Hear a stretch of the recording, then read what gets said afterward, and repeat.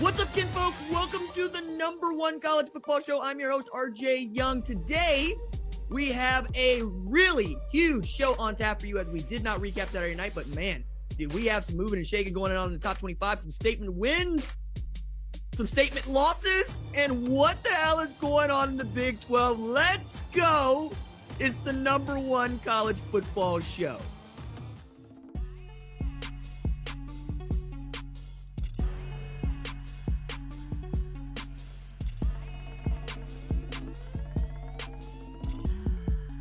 So I want to get started with this.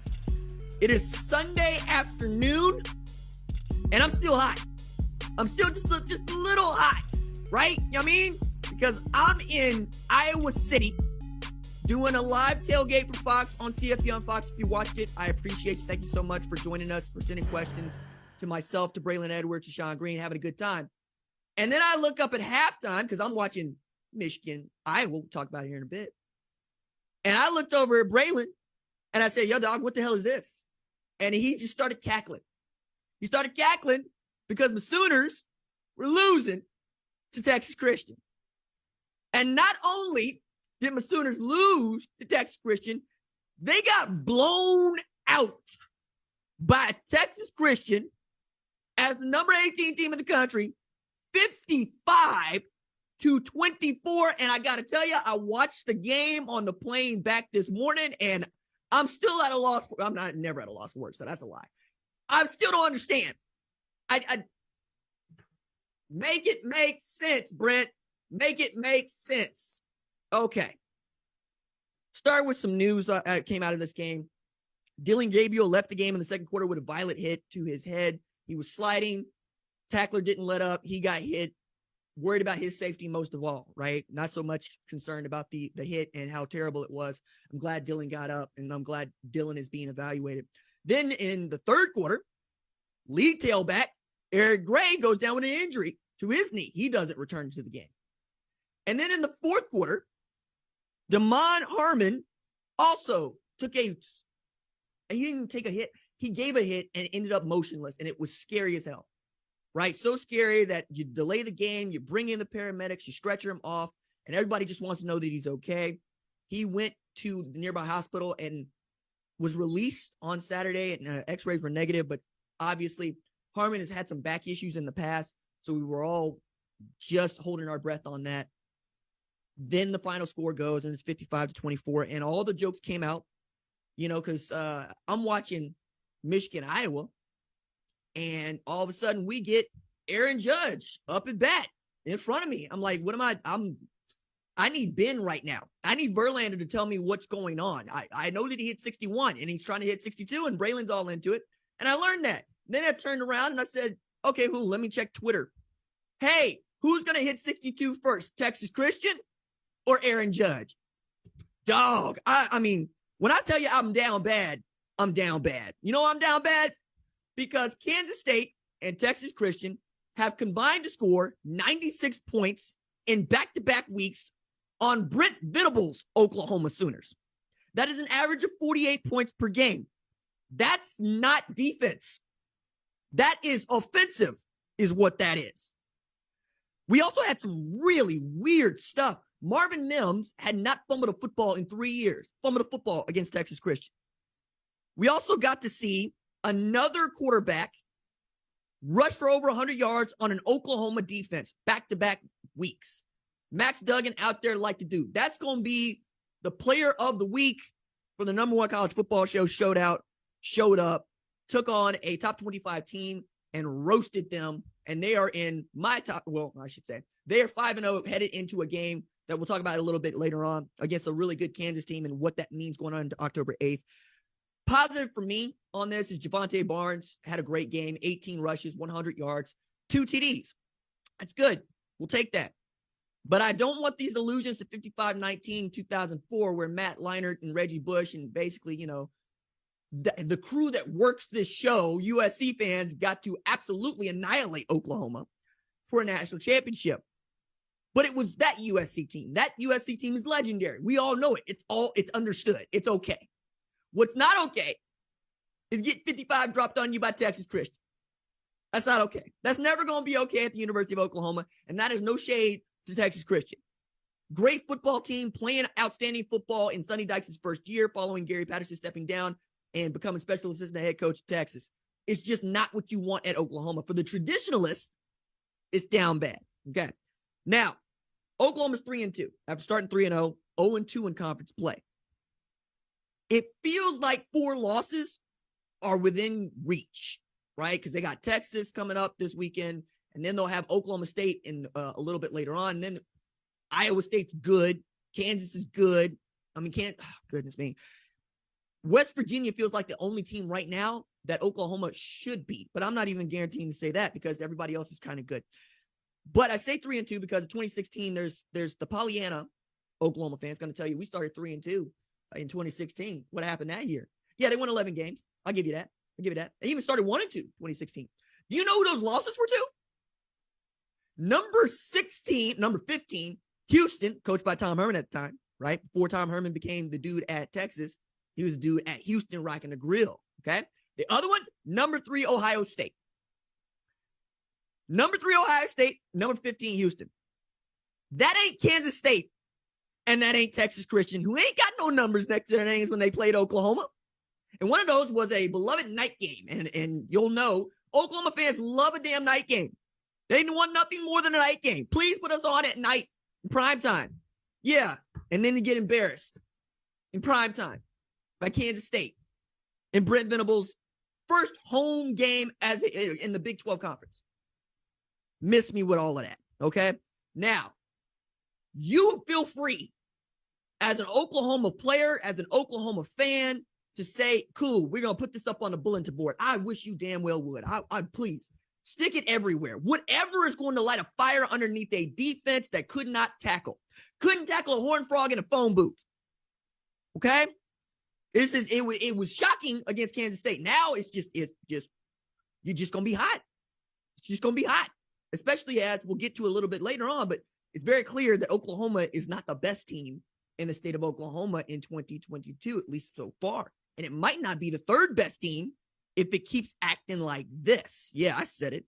So I want to go from that game to the game I actually watched for the entirety and was there at Kinnick or outside Kinnick Stadium at Iowa City to go to the watch party with. And that was number 4 Michigan at Iowa. Michigan with a statement win, 27-14. And what I thought was an outstanding showing on their behalf. Like I said before the season, this is the game where I want to know who Michigan is, and we would get to find out who Michigan is because that non-conference schedule is so soft, and I didn't expect Maryland to be the kind of team that ends up in the Big Ten championship game in the way that Iowa could be. Iowa showed up with the best scoring defense in the entire country, averaging just 5.8 points a game, and then they were able to score. So I'm going, all right, if you can get past that defense with your offense and you can do at least what everybody else has done to Iowa's offense, which is just keep it in check, then I will believe you for real. And that's exactly what they did. Okay. They showed up, played Michigan football.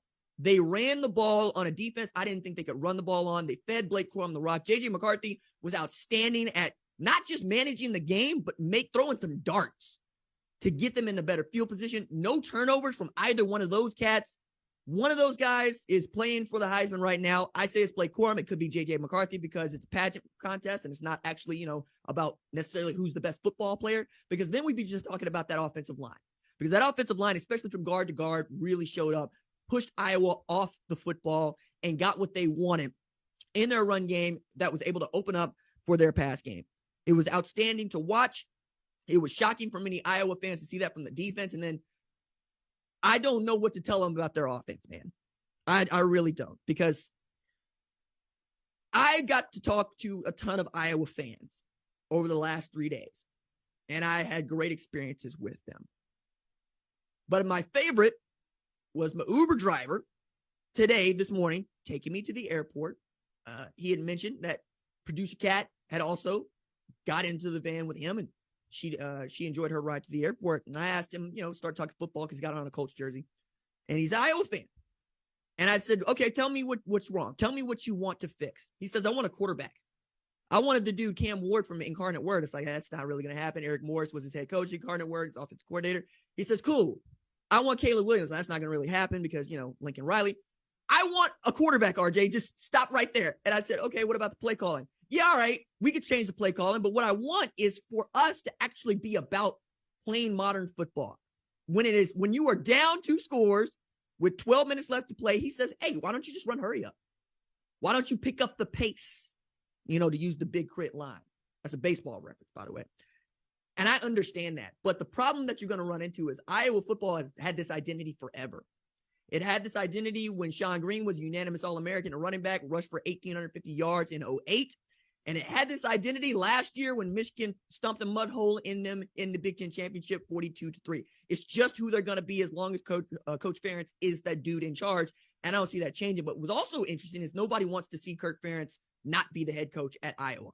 They just want the offense to modernize and get with the times. And I got to tell you, if you were able to marry the kind of offense that Michigan plays, that Ohio State plays, that Purdue plays, with the kind of offense or kind of defense that Iowa plays, we're probably talking about them playing not just for Big Ten championships, but playing for national championships. And that's really, whether or not you want to make that move, I think is up to the coach, but this is not working. That's what's clear. You can't expect the defense to bail you out of every game, especially when you're playing one of the 4 best teams in the country. And I get that. So outside of all of that, though, I took a look at the sideline and I looked at Sharon Moore and I said, how much longer are you going to be on the sideline at the University of Michigan? And I put this to Braylon Edwards as well. You would know, unanimous All-American, Biletnikoff Award winner, Big Ten MVP in 2004. And he's not concerned about Sharon Moore perhaps getting a better job because of the staff and the way that they've been able to build it, young guys taking their opportunities. But I didn't have much faith in the staff at all. I didn't have faith in it because Josh Gaddis was the Broyles Award winner last year as an offensive coordinator. He's at Miami. Mike McDonald did his bid, got him to the playoff, went back to the Ravens. Jim Harbaugh said, you know what? I'm going to elevate Matt Weiss and Sharon Moore, and I'm not going to tell anybody who calls the plays. They're just going to figure it out, and it's working. Jesse Minter comes from the Baltimore Ravens, basically running the same defense, and it's working. Young guys getting their opportunities to really go at it, and Michigan and people are paying attention. I think Sharon Moore, like Brian Hartline, is going to be one of those guys that's in line for a head coaching job, lickety-split, right? It's just going to happen for him. He had the Joe Moore Award winning offensive line in 2021.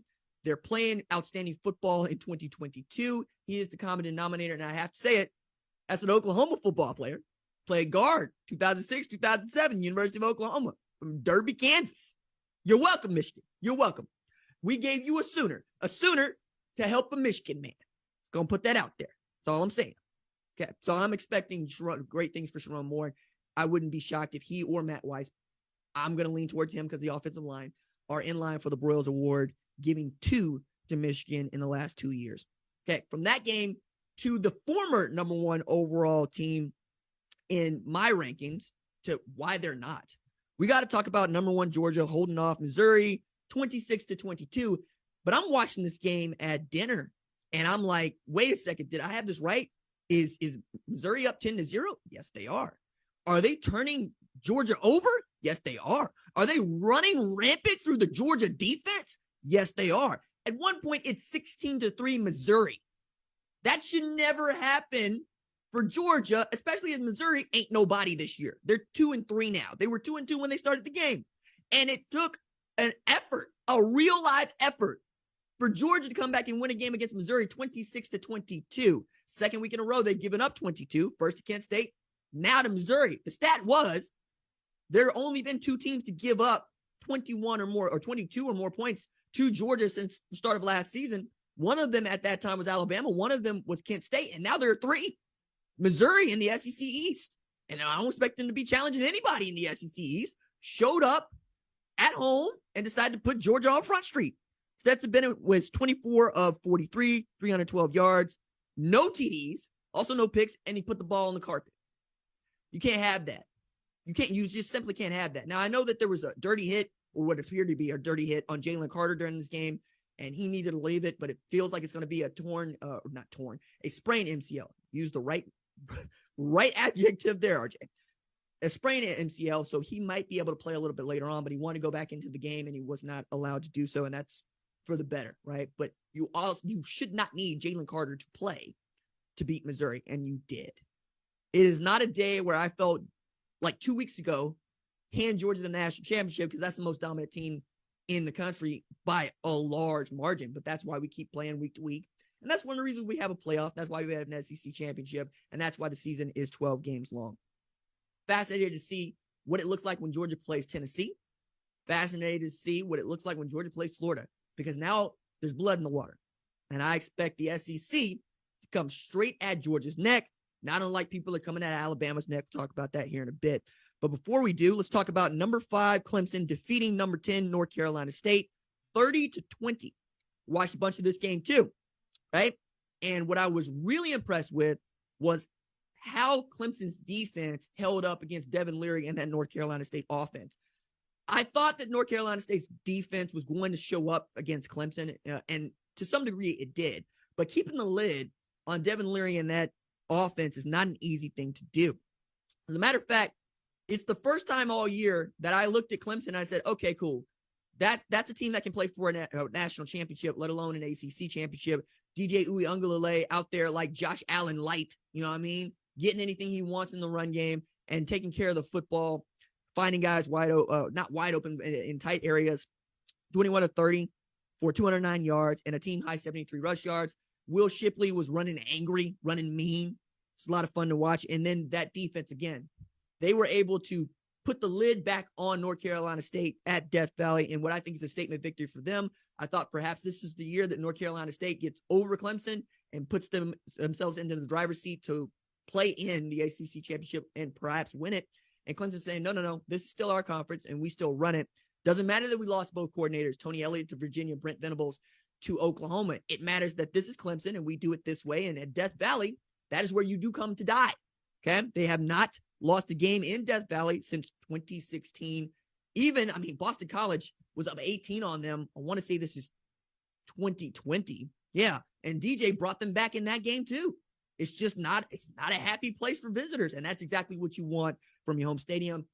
Dabo Swinney was jacked before the game. And when the lights went out, I was going, okay, cool. All right. Clemson's back.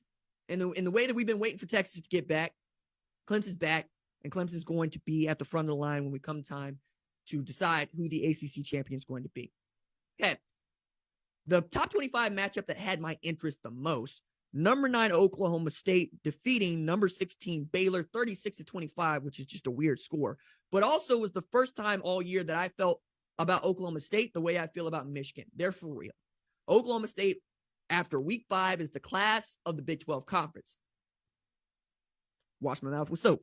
But it's true, right? Like you saw it. I've seen it. I'm also watching Spencer Sanders go through a metamorphosis, and it's actually kind of fun to watch. He's becoming a butterfly, guys.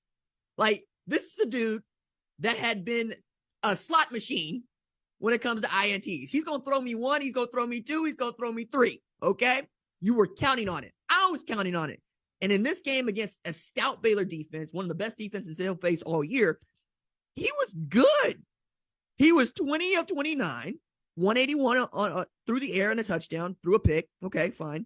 He also ran the ball 14 times, basically scrambling for 75 yards. And I just looked at him. I was going, you're operating out there, man. You're actually putting the ball where you want it to go. And you're getting help. Like, the team is following Spencer Sanders. And I want to stress that point. All of those dudes are going all out for him. From Brendan Presley from Braylon Presley to Brendan Presley to Jaden Nixon, who ran one back 98 yards to his house. Yeah, all of a sudden, they're having a lot of fun in Stillwater. And I think going down to Waco and getting this kind of statement victory is tremendous for them.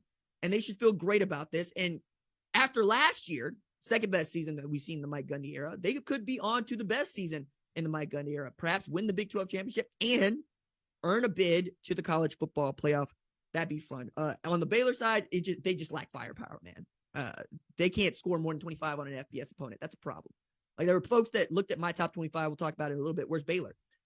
Show me a team that can score 28, 4 TDs on an FBS opponent, because I don't care about you scoring on Albany. Who is Albany to me except a paycheck for you? You played Brigham Young. You lost that game 26-20. You played Baylor, or you played Oklahoma State. You lost that game 36-25. I need that offense to show up and get right. You can't rely on Dave Aranda and Ron Roberts to just make other teams stay under the 20 total. That's not going to work in this day and age. And it's certainly not going to work for offenses that absolutely can light you up. And you're going to play a few of them here down the road. Okay, from that game to another top 25 matchup in the SEC, we had number 14 Ole Miss hanging on to beat number 7 Kentucky 22-19. My favorite part of this game is that the Ole Miss defense got challenged by their offensive-minded head coach in the locker room. At halftime, Lane Kiffin, who I'm sure never played defense, looked at the defense and said, I don't think y'all are very good. I don't think y'all are very good, and I think we're going to have to go bail you out. The defense heard that and got not one, but 2 turnovers in the fourth quarter that that won the game for Ole Miss. Both of those are forced fumbles of Will Levis, who had opportunities to beat Ole Miss at Vaught Hemingway, and those boys came up big for their head coach, who challenged them in the locker room. And, big ups to Lane Kiffin, who told that story in the post-game presser, saying, look, I challenged them, and they showed up. And that's what you're going to have to do if you want to be in the conversation, and they are, for winning the SEC West. Like, we have a great conversation now about Ole Miss, Tennessee being the second, or which one is the third best team in the SEC. That's great. We haven't been able to talk about Tennessee in those terms or Ole Miss in those terms quite a time, but you also look up and you find out that this is just who Ole Miss has become. They're like 16-3, I believe, at home in the last couple of years, or is not in the class. Yeah, the last 2 seasons, just period, 16-3. And they also were able to do this with Chris Rodriguez coming back for Kentucky. He wasn't bad, but he wasn't great. 19 carries, 72 yards, and a TD, but that was a 1,300-yard rusher last year. And the Rebels were able to keep him in check. They're 5-0 for the first time since 2014. Now, all you got to do is get past Arkansas, Bama, LSU, golly, Mississippi State. Talk about it here in a minute. SEC West, man, is lethal out there. It's horrible in them streets. Everybody's good. Okay, from that to another SEC West matchup. Number 2, Alabama held off number 20, Arkansas, 49-26. This is a game that was interesting on a number of counts. The first one is that Bryce Young ended up leaving the game. Well, what we were told is an ACL sprain, or not ACL sprain, a shoulder sprain, right? We'll find out more about this when we do our mailbag on Tuesday, talk about it as it relates to what we expect from the Tide coming forward. But also Jalen Milroe went in there, and everybody got to see the guy that I loved watching at Katie Tompkins in high school. Matter of fact, if you dig deep on the YouTube channel, you can find an interview that I performed with Jalen Milroe when he was committed to Texas. And we had a conversation about why he had committed to Texas. Later down the road, when Mike Yursich was the offensive coordinator, think about that for a second, he found out that he wasn't the guy. And Steve Sarkisian and Nick Saban looked up and said, hey, that dude is elusive. That dude is fast. We'll try to teach him some accuracy. And they brought him on down. And he went on him. Like, at a time when Arkansas was closing the gap, looked every bit like getting back into this game and maybe stealing it in the second half, Jalen Milroe ran for 77 yards after shaking a 5-star linebacker that was at Alabama and Drew Sanders like a bowl full of jello. And that was Sanders' job. Sanders' job was to spy Jalen Milroe. Barry Odom had in a great position. Jalen Milroe made a play. So he'll get better, I believe, and get more accurate throwing the ball. But that kind of elusiveness and that kind of speed, you just haven't had in quite some time at the quarterback position at Alabama. I think the comp is Blake Sims, but we'll continue to talk about that if he needs to play a little bit further on down the line. The Tide looked vulnerable. Everybody's coming after him. Arkansas played to win. Team plays hard, man. Team plays hard. Like, they got that onside kick recovery, and I thought if they got 7, they're going to have an opportunity to win the game. They were held to 3.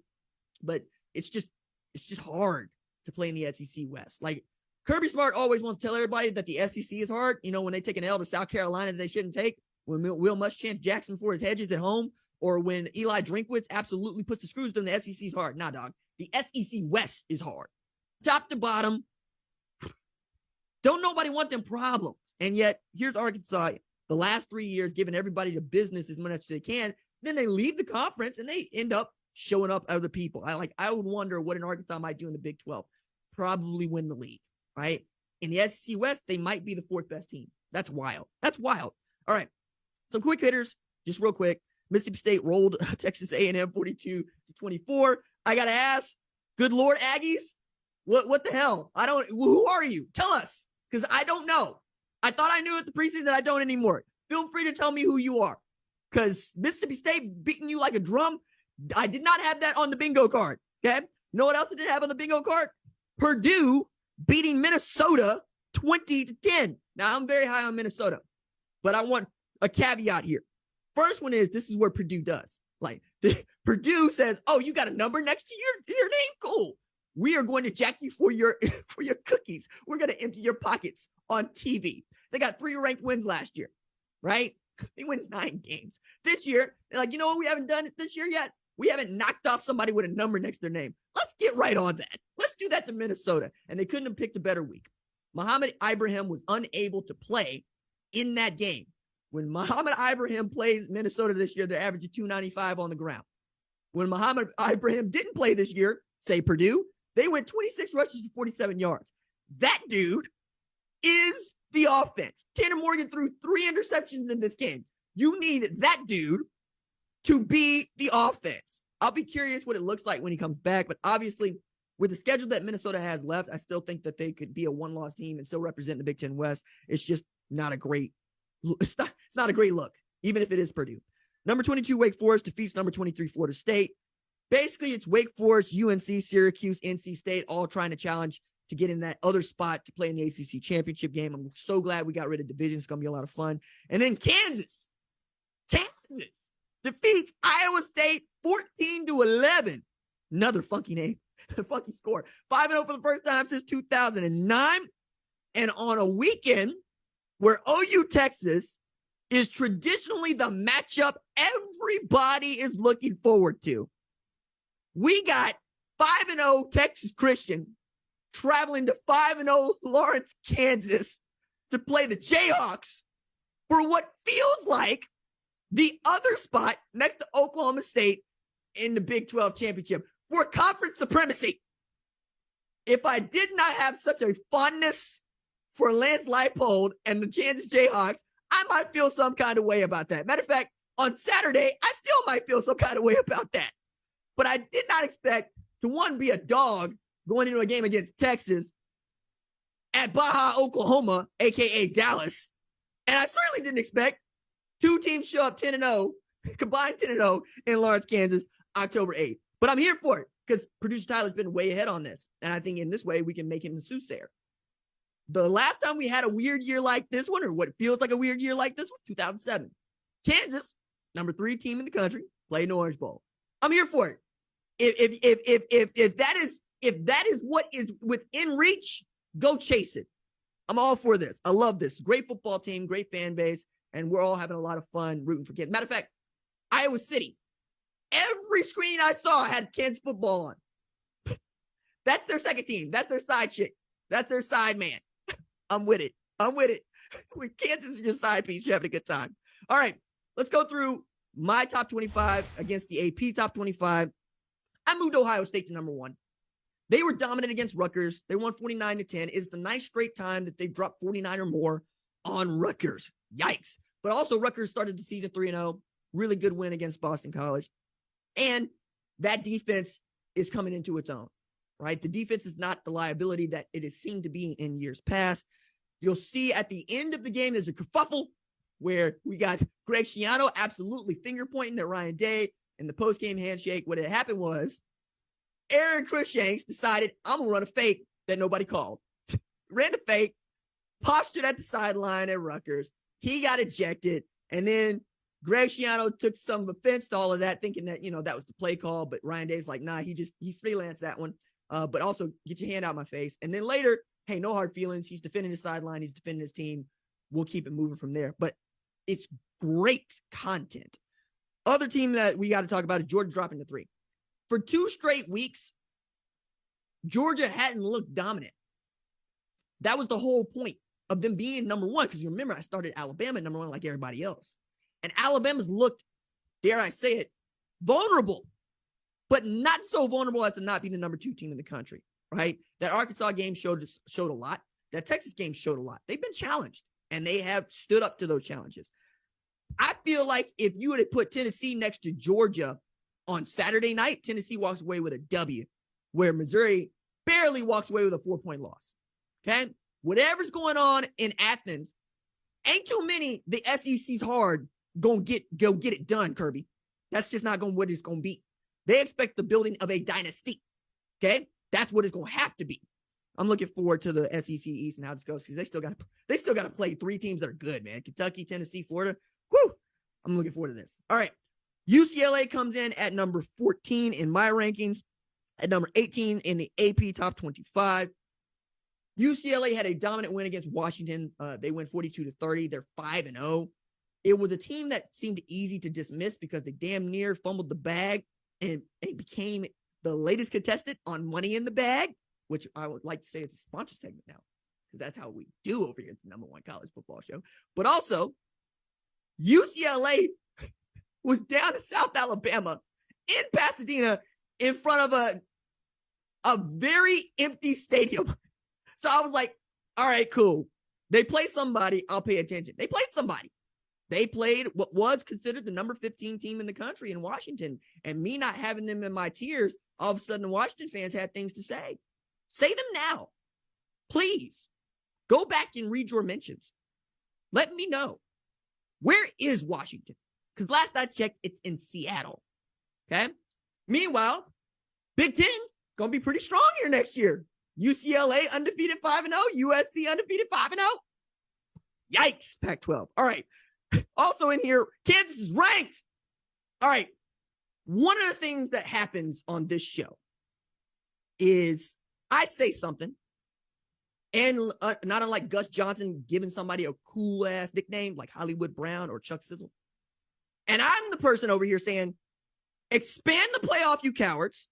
But first it was rank X, you cowards.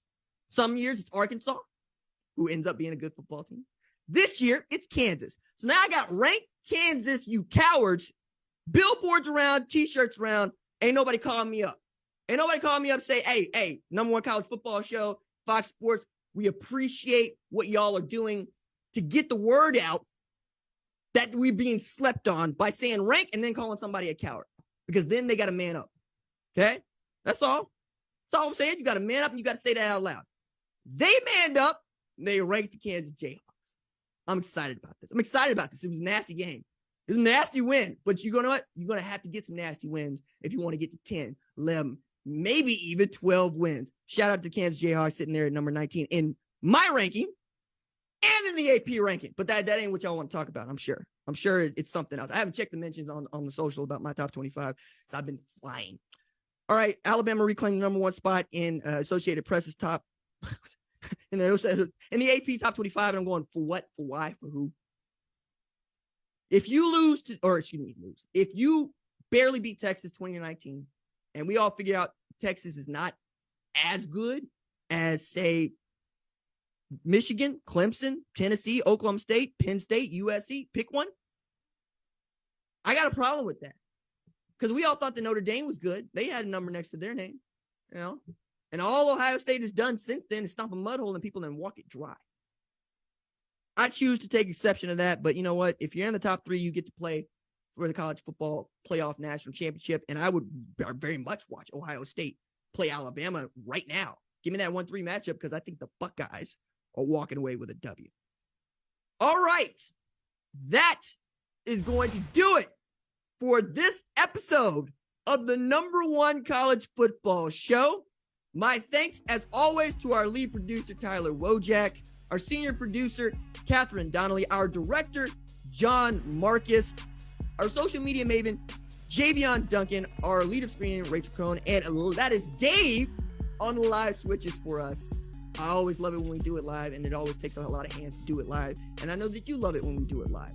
So my thanks to Gabe for joining us, and we will be back on Tuesday for Spaces with Jeff Schwartz, and we're going to do our mailbag on Thursday. So send us your questions now. Send us your opinions now.